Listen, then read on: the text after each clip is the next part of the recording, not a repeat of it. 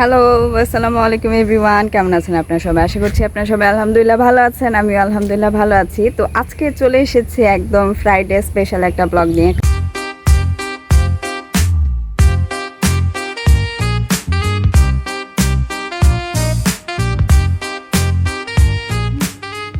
আজকে চলে এসেছি একদম ফ্রাইডে স্পেশাল একটা ব্লগ নিয়ে, কারণ আজকে হচ্ছে ছুটির দিন। দীর্ঘ এক সপ্তাহ ক্লাস করার পরে আজকে একটু রিল্যাক্সের দিন। তো এই ছুটির দিনটা আমি কিভাবে কাটাই হলে, প্লাস কী করি শুক্রবারে, এটা নিয়েই থাকছে আজকের ব্লগ। তো এখন হচ্ছে সকাল কয়টা বাজে খেয়াল নেই। তো ওয়ার্কআউট করতে চলে এসেছি, এখন যাব জিমে। অনেক দিন পর আমি ওয়ার্কআউট শুরু করছি, তো আশা করছি যে এটা কন্টিনিউ করব, দেখি কতটা করতে পারি। তো এখন জিমে যাব, দেন দেখি আর কি অ্যাক্টিভিটিস করা যায়। আজকে যাচ্ছে একটা প্রোডাক্টিভ একটা দিন কাটাবো আজকে। তো চলেন, আর আপনারা কে শুক্রবারের দিনটা প্রোডাক্টিভভাবে কাটাচ্ছেন অবশ্যই কমেন্ট করে জানাবেন। তো এই তো জিমে চলে আসছি, এখন ওয়ার্কআউট স্টার্ট করিনি, ওয়ার্কআউট স্টার্ট করবো। তো দেখতে থাকি।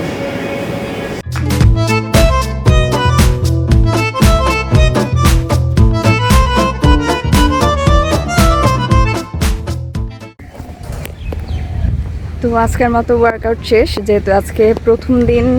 আমি 30 মিনিটের মতো ওয়ার্কআউট করেছি, বেশি করিনি। তো আস্তে আস্তে টাইমটা বাড়াবো। এখন যাচ্ছি টিএসসিতে সকালের নাস্তাটা নিয়ে, দেন হলের দিকে যাব। সকালের নাস্তা বলতে শুধু পরোটা নিব, আর সব কিছু রান্না করা আছে, কালকে রান্না করেছিলাম।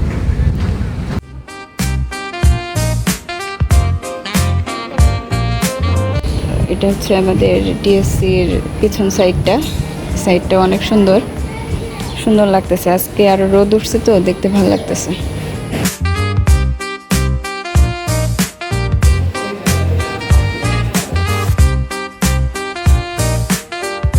আমাদের ক্যাম্পাসে কিন্তু প্রতিদিনই ক্যারাটে শেখায়, যে বাচ্চাদের শেখায়। চাইলে আমরা যারা স্টুডেন্ট আছি তারাও জয়েন করতে পারবো। তো ভালো লাগে আমার খুব দেখতে এদের যখন ক্যারাটে শেখায়। দেখেন কাঠবিড়ালি, ক্যাম্পাসের প্রতিটা জায়গায় এমন কাঠবিড়ালি। আমাদের হলে আগে ছিল না, কিন্তু এখনও হলে প্রচণ্ড কাঠবিড়ালি হয়েছে।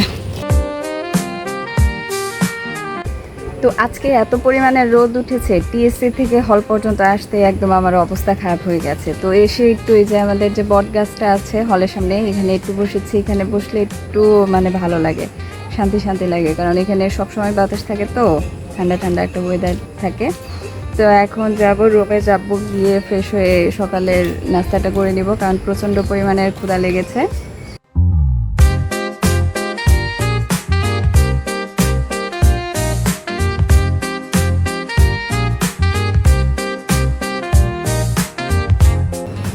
তো সকালে খাওয়া দাওয়া শেষ, এখন হচ্ছে কয়টা বাজে, প্রায় 10:30টার মতো বাজে। তো এখন একটু সময় হয়েছে সেলফ কেয়ার করার, কারণ আজকে যেহেতু শুক্রবার, এমনি তো যখন ক্লাস থাকে তখন তো সময় পাওয়া যায় না। আর আমি সবসময় ট্রাই করি যে উইকে 2বার চুলে তেল দেওয়ার জন্য।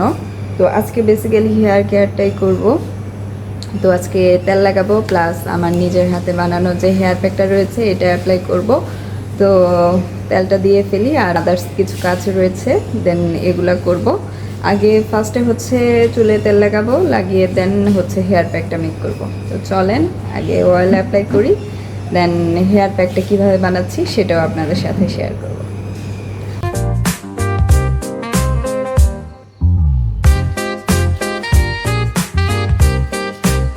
তো এই তো চুলে অয়েল অ্যাপ্লাই করা শেষ করে হালকা 5 থেকে 7 মিনিটের মতো মাসাজ দিয়ে নিয়েছি।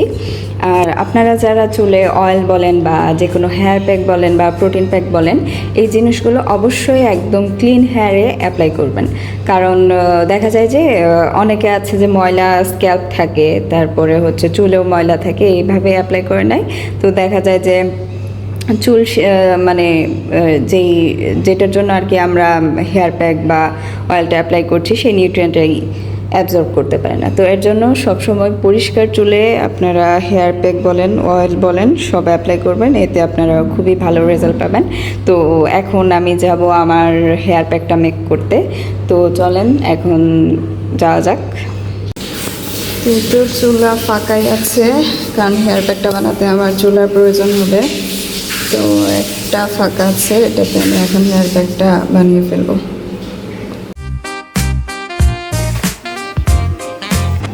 চুলার যে জাল চলতেছে, আমার হেয়ার প্যাক হতে যে কতক্ষণ লাগবে আল্লাহ জানে, খুবই কম, আস্তে আস্তে গ্যাস।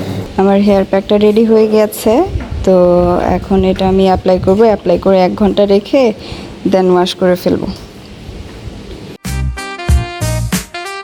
তো here is me and my hair, মানে আফটার ওয়াশের পরে আমার চুলটা অনেক শাইনি, স্ট্রেট এমনকি সিল্কি হয়ে গিয়েছে। তো বেশ ভালো লাগছে। আর আজকের যে মানে সকাল থেকে দুপুর পর্যন্ত সময়টা আলহামদুলিল্লাহ অনেক প্রোডাক্টিভ কেটেছে, আল্লাহর কাছে অনেক শুকরিয়া। তো আপনারা যারা ঘরে অলস সময় পার করছেন, তারা অলস সময় পার না করে অবশ্যই আপনার যে মূল্যবান সময়টা চলে যাচ্ছে এটাকে প্রোডাক্টিভ ওয়েতে কাজে লাগান। কিছু করুন, কিছু তো করুন বসে না থেকে। তো আল্লাহর কাছে অনেক শুকরিয়া, আলহামদুলিল্লাহ আলহামদুলিল্লাহ, যাতে প্রতিটা দিনই এমন প্রোডাক্টিভ যেতে পারে। তো আজকের ব্লগটা এখানেই শেষ করে দিচ্ছি। যারা এতক্ষণ আমার সাথে ছিলেন তাদেরকে অনেক অনেক ধন্যবাদ। আর যারা এখনও আমার চ্যানেলটাকে সাবস্ক্রাইব করেননি তারা অবশ্যই চ্যানেলটাকে সাবস্ক্রাইব করে দিবেন, কারণ আপনারা সাবস্ক্রাইব করলে আমি একটু মোটিভেশন পাই নতুন নতুন ভিডিও মেক করার জন্য। ইনশাল্লাহ সামনে আরও সুন্দর ব্লগ নিয়ে দেখা হবে আপনাদের সাথে। এতক্ষণ পর্যন্ত আমার সাথেই থাকুন। আল্লাহ হাফেজ।